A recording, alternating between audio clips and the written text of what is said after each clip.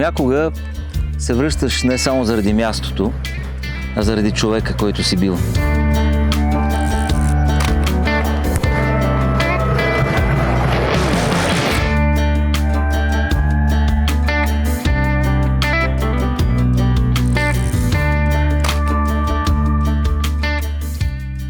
Може би всички носим по едно място, към което се връщаме, за да си спомним откъде сме тръгнали.